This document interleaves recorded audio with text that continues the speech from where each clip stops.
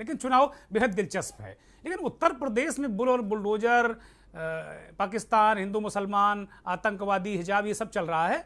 लेकिन दिल्ली के मुख्यमंत्री अरविंद केजरीवाल जब लखनऊ आते हैं, आज वो लखनऊ में थे, तो वो एक अलग तरीके का मुद्दा, जो कि उनकी आम आदमी पार्टी का जो बेसिक मुद्दा है कि दवाई पढ़ाई, वो कहते हैं कि भाई क्या किसी ने स्कूल बनाए हैं? स्कूल को एक मुद्दे के रूप में वो पेश करते हैं और करना भी चाहिए।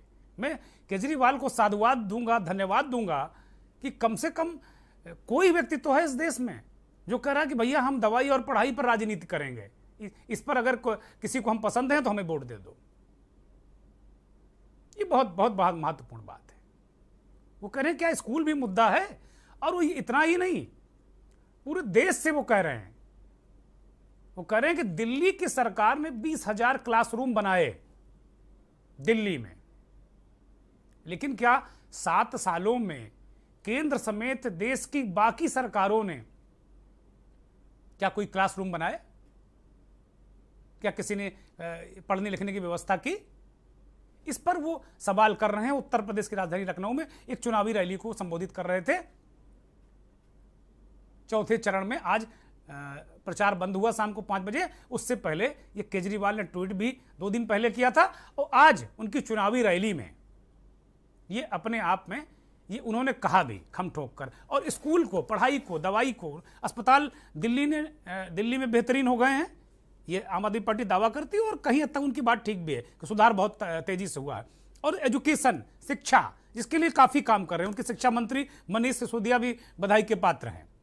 बड़ी सूझबूझ के साथ में वो करते हैं। लेकिन बार बार हम लोग इस चुनाव शुरू होने से पहले इस बात को कह रहे थे कि क्या पढ़ाई और दवाई मुद्दा बनेंगे, तो उस तरीके से किसी दल ने मुद्दा इन्हें बनाना नहीं चाहा, लेकिन केजरीवाल इसे मुद्दा बना रहे हैं।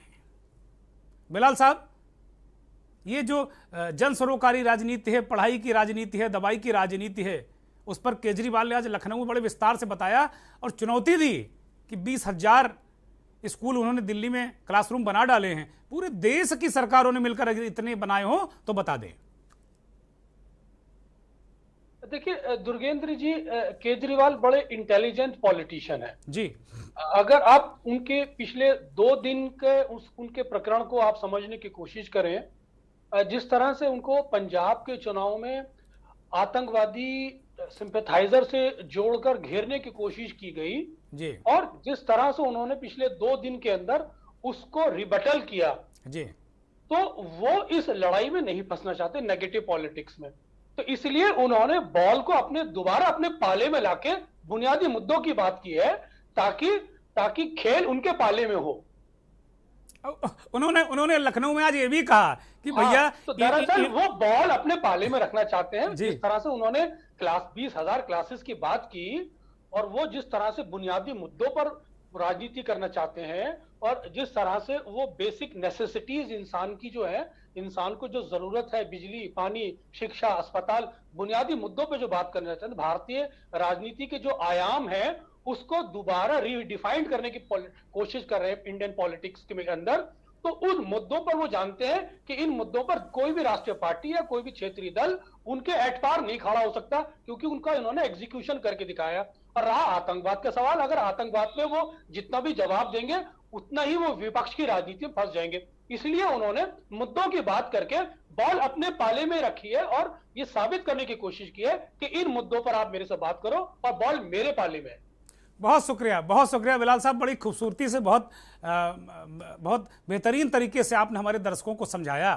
बिलाल सब्जवारी साहब बता रहे कि भाई केजरीवाल 2-4 दिनों से इधर पंजाब वाले मसले पर उलझते नजर आ रहे हैं, तो उन्हें लग रहा था वो फंस रहे हैं, तो फिर वो विकास परक राजनीति पर आए जो उनका कोर एरिया है। और लखनऊ के मन से भी उन्होंने कहा कि भाई मोदी की सरकार ने सीबीआई, ईडी, पीडी, डीडी जितनी एजेंसियां हैं सबका इस्तेमाल मेरे खिलाफ कर लिया, लेकिन मेरे पास कोई, ना मेरे घर में, ना मेरे परिवार में, ना मेरे दफ्तर में कोई भी गड़बड़ी नहीं मिली। और अचानक एक गाजियाबाद में रहने वाला कवि कहता है कि केजरीवाल देश के 2 फाड़ करना चाहता है और वो एक देश का प्रधानमंत्री बनना चाहता है। तो भैया ये केजरीवाल करेंगे, Modi ji ED, PD, DD को खत्म करो और उस कवि को रख लो अपने दफ्तर में, वो तो बड़ा ज्ञानी है। इस तरह वो हमले कर रहे हैं।